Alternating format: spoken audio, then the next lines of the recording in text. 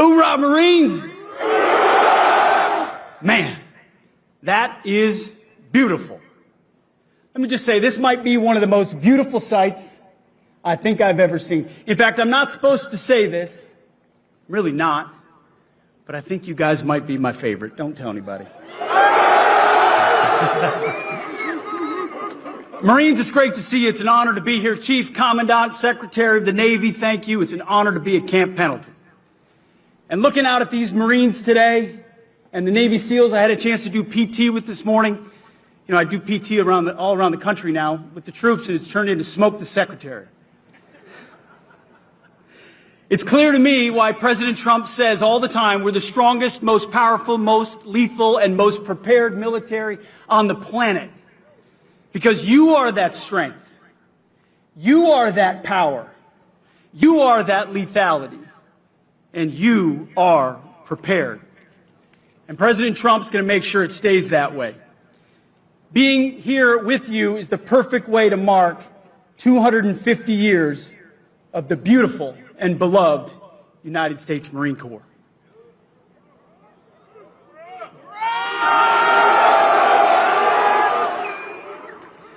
President Trump has made our mission clear. We needed clarity, and he provided it. America first, peace through strength, and common sense at every turn. We are the War Department, and you are warriors. The Marine Corps embodies the warrior ethos. You see, when other parts of the department wavered in years past, not anymore, in years past, the Marine Corps stood strong. When other parts of the department wanted to go woke, the Marine Corps stood strong. When other parts of the department wanted to lower standards, the Marine Corps stood strong. You, ladies and gentlemen, are the backbone of the United States military. You always have been, and that's why we're proud to honor you today. 250 years ago, Major Samuel Nichols formed the Continental Marines. The next year, the Marines won the Battle of Nassau, capturing 2 forts from the Brits. Since that day, the very mention of the Marine Corps stirred panic in the hearts of our enemies. From the halls of Montezuma to the shores of Tripoli, Marines have been the tip of the spear of our armed forces and the vanguard of the fight for freedom. Just as they are right now in the Caribbean. Let's hope the wrong people don't FAFO around there. In the most critical battles our nation has ever faced, it is often Marines, forged by unique traditions and tough as nails training, who land first. And they volunteer to put themselves in harm's way. Thanks to the blood and sweat of men who came before you, every American knows the truth of the phrase. It's not just a phrase, it's a way of life for all of you. Semper Fidelis, always faithful. You see, because I look out at this crowd, I see a lot of different types of faces. The truth is, your diversity is not your strength. It never has been. Your strength is in your unity of purpose. It's in your shared mission. It's in your oath to the Constitution. It's the bond that turns individuals into single-minded fighting units. You see, you are set apart. You're not civilians. You're devil dogs. Leathernecks, United States Marines. Hoorah! You are set apart for a distinct purpose. You kill bad guys and break things for a living. You close with and destroy the enemy for a living. And as we mark the 250th birthday of the Marine Corps, take a moment and remember where you are in the great American story. Everybody likes to talk about 1776, and that was a pretty important date, but we're not here without 1775. When Americans were willing to stand up and pick up a rifle and say, "We will live free." That spirit lives in all of you. That story includes heroes like Chesty Puller, Daniel Daly, and our own great Vice President and Marine J.D. Vance. Take pride in that story and continue making yourselves worthy of that legacy. As the Commandant said so beautifully, standards, discipline, accountability, warfighting, lethality, they live in the Marine Corps. We get a chance to see our Commander-in-Chief fight for all of you every single day. I know because I see it. President Trump appreciates your dedication, your valor, your tenacity, the sacrifices you make and the sacrifices that all of your families make. We know no Marine serves alone. They serve alongside a family. Someone else who understands that is Vice President Vance, who is right there alongside President Trump, who he himself has made the same types of sacrifices that you have. Your Vice President enlisted after high school in the Marine Corps and served in Iraq. Your Vice President knows and shares the dedication of this force, and he represents you always in Washington. I have the honor of getting a chance to watch Vice President Vance day in and day out live the values of the Marine Corps, speak up and tell the truth, have courage, stand alongside President Trump. It's an incredible thing to watch. And as I tell every warrior I meet, our President and Vice President, they have your back. And I promise you, so do I. Support from the top is all I ever wanted when I was a young infantry lieutenant in Iraq, or in Afghanistan, where my boss actually happened to be a Marine. He was tough, he was brave, and a little bit crazy. But I loved him for it. And I knew he would do anything for me. So on behalf of the Department of War, thank you. Congratulations on 250 years of success. And here's to 250 more. I can say to you, we've got 7 little kids in our stead. Not so little anymore, a couple teenagers. Man, I would be proud as a dad if I ever saw one of them put on the uniform of a United States Marine. You serve your country. You make us proud. We have your back.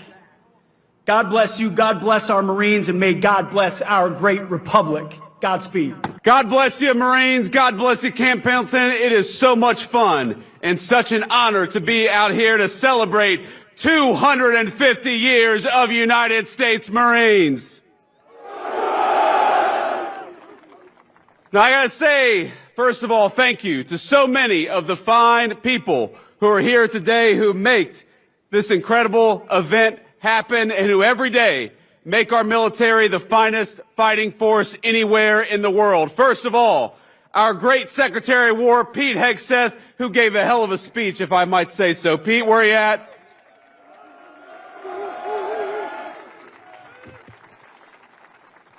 Now, he is a soldier, but are we proud of our Secretary of War, Marine Corps? Now, I will say, I was talking to Pete about this speech and thinking about what I said, and I realized that over my 4 years in the United States Marine Corps, I probably learned about 100 jokes about United States Marines. And every single one of them, Marines, would mean the end of my political career if I told it up here today. I sent a few of them last night to my communication staff, and I said, can I tell this one? And they said, please no, sir. Please, please do not tell that one. We're also happy to be joined by our great Secretary of the Navy, John Phelan. John, thank you so much for your leadership and service.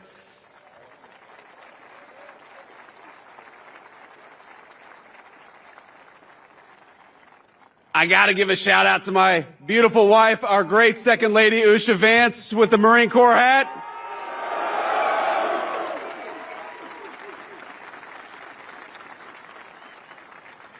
You know, I've been asked many times, why did I want to run for and become Vice President of the United States? And there's a lot of answers, of course, to that question. I wanted to serve our wonderful Commander-in-Chief, President Donald J. Trump, and I know we're proud of him.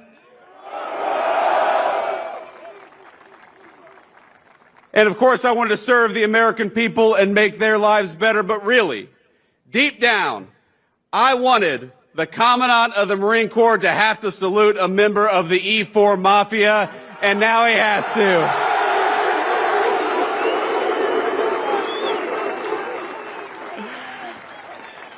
And Marines, we have a great Marine Corps Commandant in General Eric Smith. General, thank you so much for everything you do.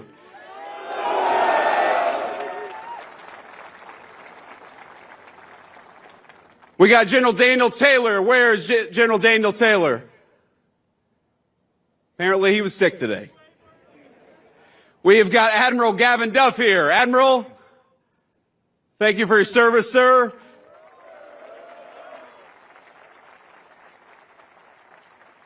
We have got Colonel John Caldwell and General Michael Nakanizi. Did I pronounce that right, General? There we go. I did okay.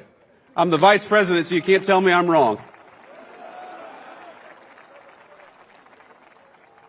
And of course, Marines, I bring greetings today from our Commander-in-Chief, Donald J. Trump, and he wanted me to tell each and every single one of you that he's proud of you, that he loves you, and that despite the Schumer shutdown, he is going to do everything he can to make sure you get paid exactly as you deserve.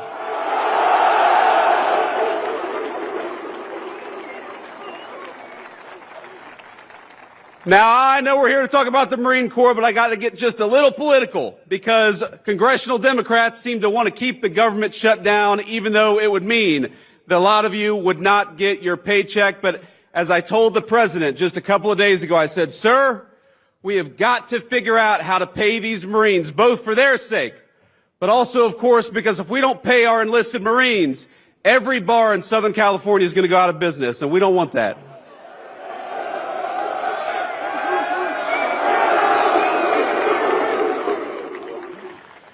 Now, I've also got to give a special shout out to the incredible display that we saw earlier today. It made my heart sing as your Vice President, and it was a testament to the Corps' strength and unbeatable power. It reminded me why I am so proud to have worn the uniform, to be one among your ranks, and to be the very first Vice President to have been a United States Marine.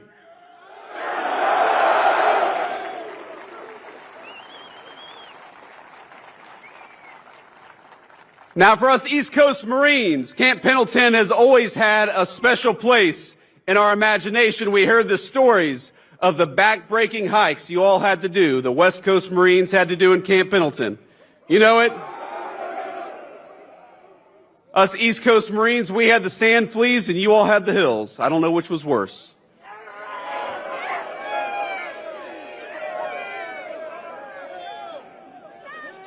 These guys behind me have opinions.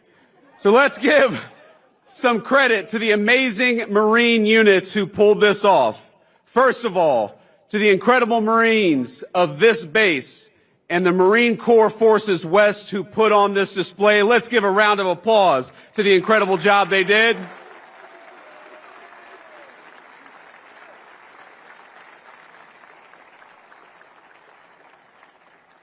And I want to talk about some of those units because you all made me so proud. I know we must have some Marines from the 1st Marine Division. Where are you? You all did a hell of a job. How about the Marines from the 3rd Marine Air Wing? I know we have some Marines from the 1st Marine Logistics Group, the lifeblood of the fight. Where are you all at? We've also got Marines from the 1st Meth Information Group, the brain of the fight. Where are you all at? And we've also got, of course, men and women from Marine Corps Installations West, the folks who keep the home front. Where are you, Marine Corps Installations West? There we go. Now, I know you all know we cannot leave out our brothers and sisters of the sea, so we're proud to have all the sailors of the Navy's 3rd Fleet here to celebrate 250 years of Marines. Thank you.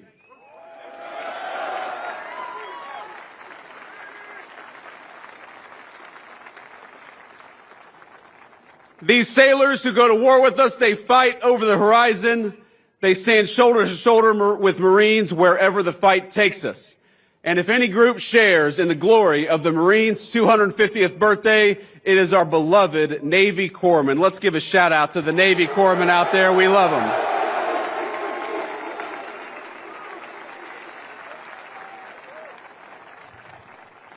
And I know every Marine has had the story of walking into a corpsman's office, barely alive, suffering the most severe illness you've suffered in your entire life, and they'll say, just go home, hydrate, and take 2 Motrin, and it'll work out just fine. So thank you to the corpsmen for taking care of us, but also toughening us up. And that's right, and a change of socks. A bottle of water, a change of socks, and 2 Motrin will fix any illness. So we are grateful, Marines, to be graced with the presence of some very special guests, people whose very lives contribute to the incredible Marine Corps legacy. Earlier, we all heard from Sergeant Dakota Meyer, who received the Medal of Honor in 2011 for extraordinary heroism in 2009. Are we proud of Sergeant Dakota Meyer? Yes, we are.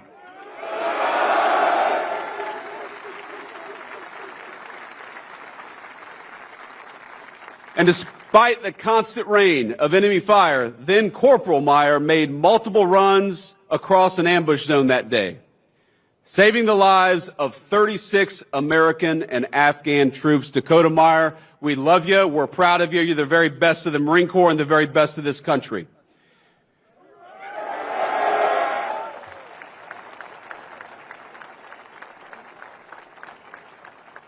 We are also honored to be joined by American hero Charles Cram, who was a Navy corpsman attached to the 5th Marine Division when it landed at Iwo Jima.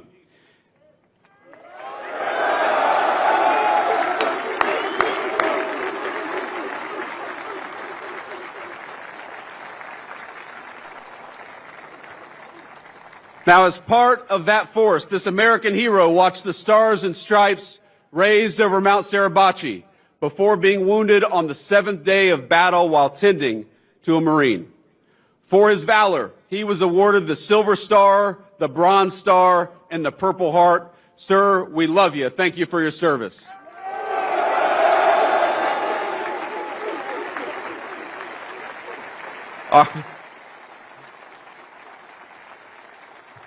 The Marines love their corpsmen, and that's one of the very best. Another living legend we have with us today is Elmer Royce Williams, a naval aviator who, while on combat patrol in the Korean War, suddenly found himself up against 7 Soviet MiGs. Sir, thank you so much. God bless you, and thank you.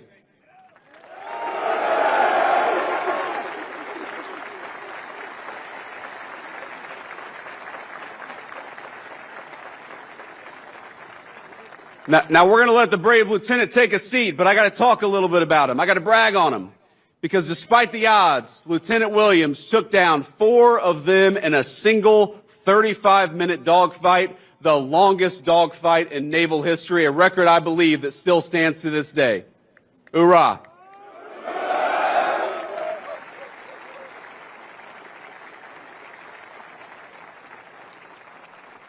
Now, not only did he take 4 MiGs down, he demolished the MiG's reputation as an unbeatable aircraft and secured his place among the legends of American military aviation. And if you notice, we just talked about a great Marine in ground combat, a great Marine in aviation combat, and a great Marine, or I should say a great Navy corpsman who helps out our Marines. In other words, Marines can kick ass in every theater of combat, and we do it every single day.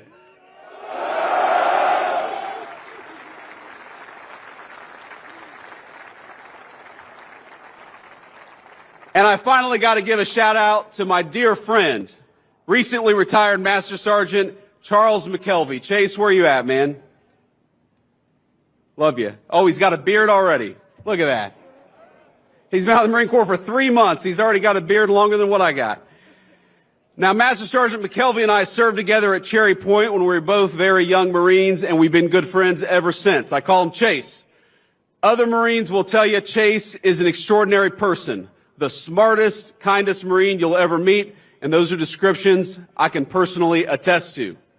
Now, he was supposed to join me at my inauguration to become the Vice President last January, but tragically he lost his wonderful, devoted wife, Jillian, to a terrible illness just days before. So I want to tell you, Chase, in front of all these Marines, we're proud of you. We're thankful for you. I'm sorry I couldn't see you in January, but I'm glad to see you today, my friend. I love you. Semper Fi.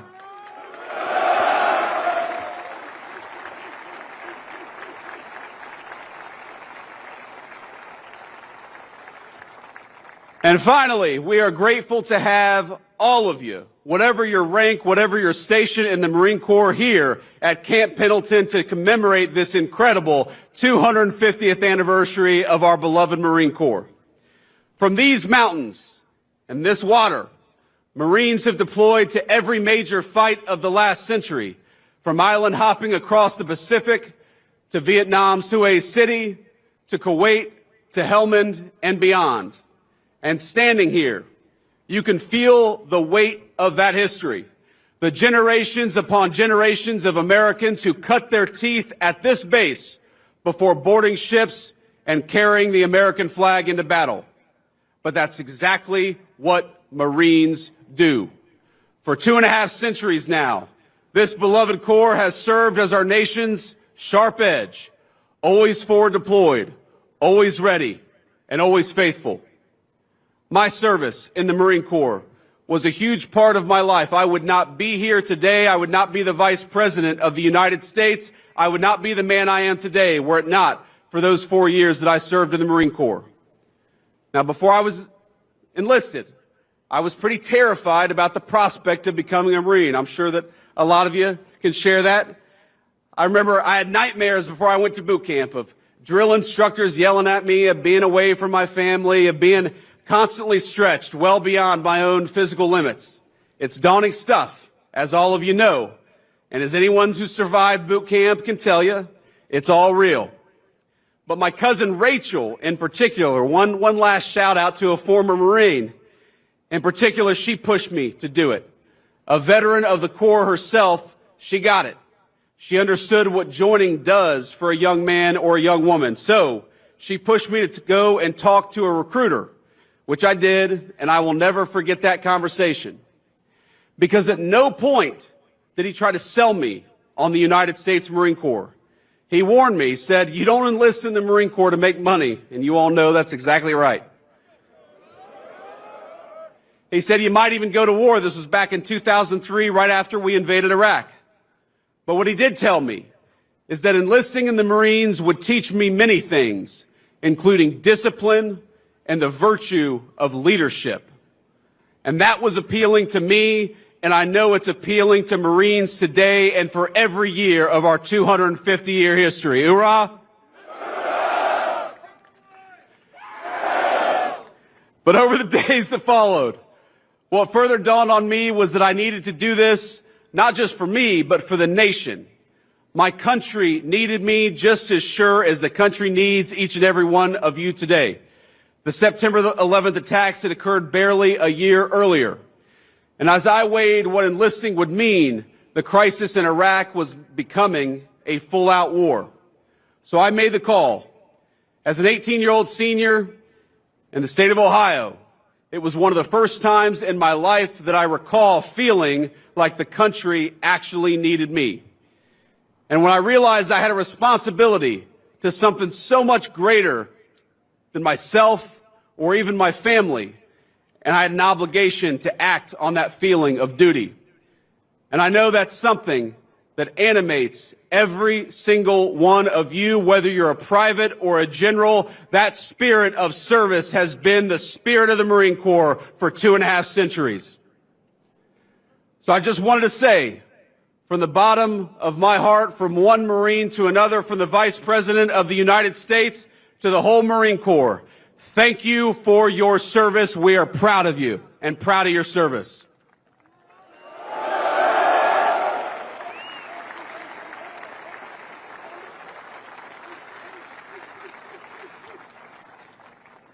And I'm here today because I want to talk a little bit about the great Marine Corps tradition, 250 years of it. I want to talk about the tradition that all of us standing under this bright California sun, and man, it is bright, we all chose, however many years ago, to adopt that Marine Corps tradition as our own. A tradition in that just 3 short weeks will reach its 250th year. Now, as many of you in this audience know, the Corps found its origins in the autumn of 1775. And a venue may be familiar to you, a bar in Philadelphia called Tun Tavern. The very first bar in the United States of America that would come to regret serving United States Marines. So here we are in Tun Tavern almost 250 years ago. And what we did in that moment was we answered the call of service. Because even before we had a Declaration of Independence, the Continental Congress organized an army and a navy to fight the British, but they recognized they needed something a little bit extra.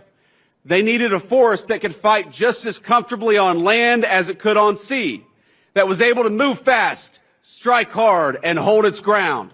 So on November 10th, 1775, Congress resolved to raise 2 battalions of Continental Marines. Captain Samuel Nicholas established that first recruitment drive at Tun Tavern in Philadelphia in search of a few good men. He was seeking young, able-bodied citizens, men who relished the opportunity to fight tyrants, yes, but more importantly, who were eager to answer that first call of duty of a young nation.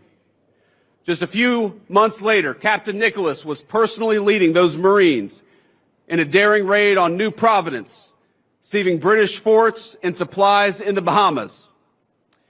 And 2 short years later, the Marines joined forces with the legendary John Paul Jones, the father of the American Navy, beginning a great tradition that has survived the entire term of our Marine Corps, that when the Marines and the Navy go to war together, they always fight well and they always win.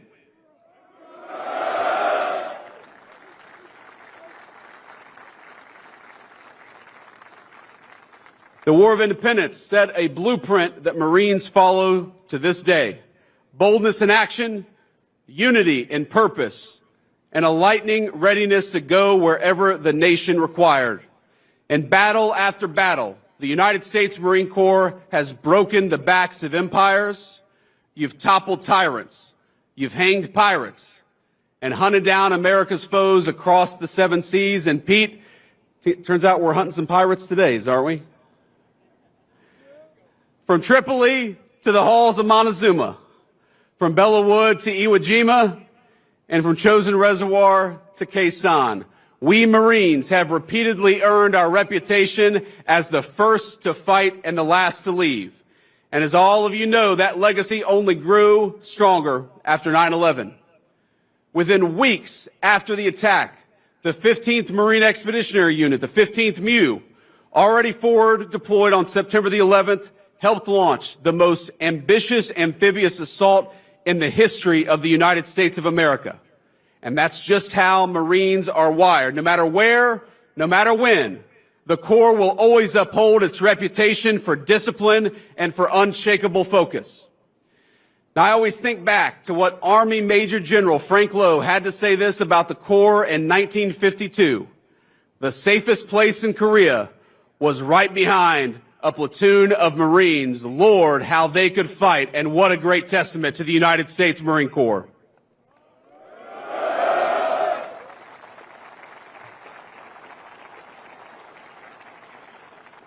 Because while the world keeps changing, new weapons, new threats, and new ways in which we wage war, the nation will forever need the United States Marine Corps. And in the Trump administration, we know that the work you do, protecting our country, putting your lives on the line to defend our way of life, is at the heart of Marine Corps service. Now, when officials try to shift focus to mandating diversity quotas, or they try to inject partisan politics into the American armed forces, They impede the Marine Corps' ability to do its best work, and that's why the Secretary of War and the President of the United States have stood so firmly against that crap. Because when you can't operate at your best on the battlefield, it puts everybody's lives at risk. And it's why we're recentering the focus of all of our military, including the Marine Corps, on those timeless values of discipline, readiness, and faith in one another.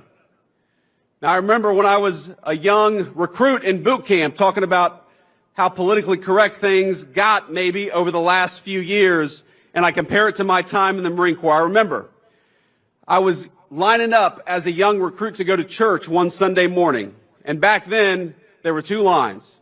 There was the Catholic line, and there was the Protestant line. And I remember we all get into our lines, and there's one recruit who's just kind of standing there by himself. And you know, the folks watching on TV may not realize that Marines refer to themselves in the third person when they're in recruit training, because you haven't earned the title of United States Marine, and so you have to say this recruit instead of I.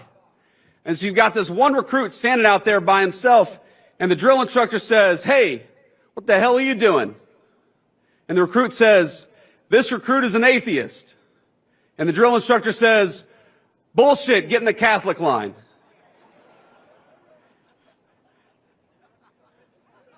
That didn't work in the Biden administration, Pete.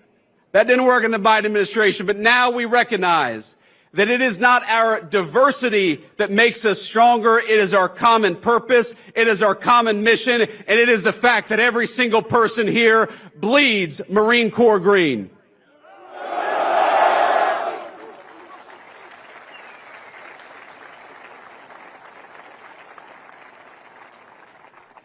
And I think that all of you should realize that from the President of the United States on down, this government is proud of you. It's proud of the tradition of the Marine Corps, and it's proud of the fact that that great tradition has custodians in each and every single person here, each and every single Marine who is serving today. And I hope that the proud Marine Corps tradition, you heard Pete talk about this, Chesty Puller, Dan Daly, John Basilone, all of these great Marine Corps heroes, they should inspire you through their action to be the very best Marine in the future that you can be. Now, I remember so many people who made my Marine Corps journey and made the country better in the process. I remember a gunnery sergeant who saved me from financial ruin. I was a young Lance Corporal, and I was going to go to an off-base car dealership and buy a used car with a low dealer-provided interest rate of 22%.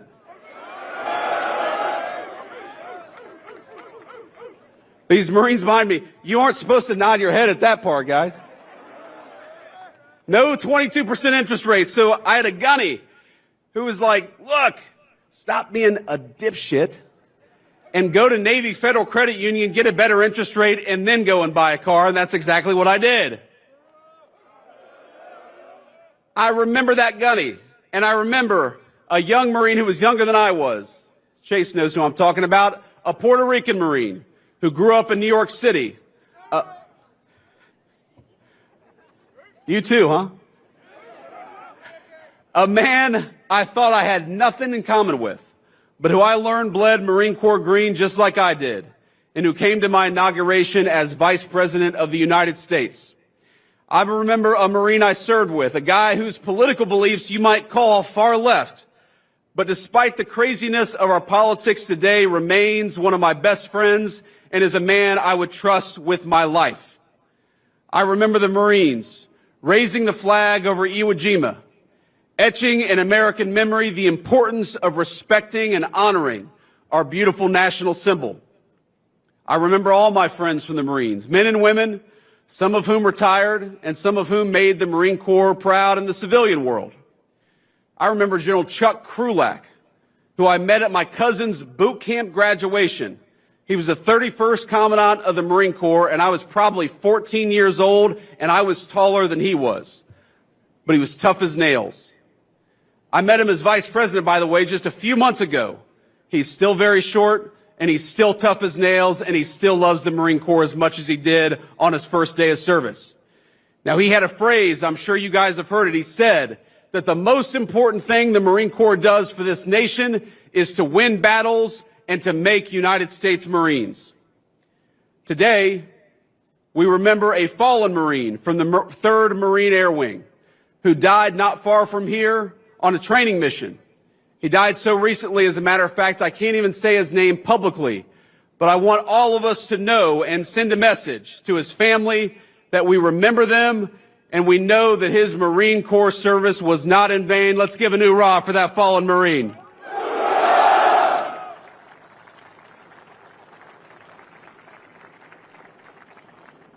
I know that all of us remember the friends who went off to war, and we particularly remember the ones who were mangled in combat or who never came home at all. Every single one of you has memories like this. Every single one of you is lucky enough to have friends like mine. Within each of you is your own Marine Corps legacy burning every single day.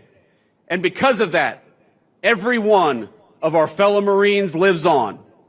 As Gunnery Sergeant Hartman in Full Metal Jacket, we like Full Metal Jacket, Marines? He said, but the Marine Corps lives on forever, and that means you live forever. Our motto, Marines, is Semper Fidelis, which means in Latin, always faithful. Though the shape of the battlefield will change, our nation will be just fine, so long as fellow Marines just like you remain faithful to that great Marine Corps legacy. My fellow Marines, you have the watch now. You honor that legacy by how you carry yourself in public. You honor it by how you treat your friends and family. You honor it by how you contribute to your communities. And most importantly, you honor it in how you fight and win the nation's battles. So from one vice president to an incredible United States Marine Corps, keep kicking ass, keep taking names. Semper Fidelis, Marines. Happy 250th birthday. God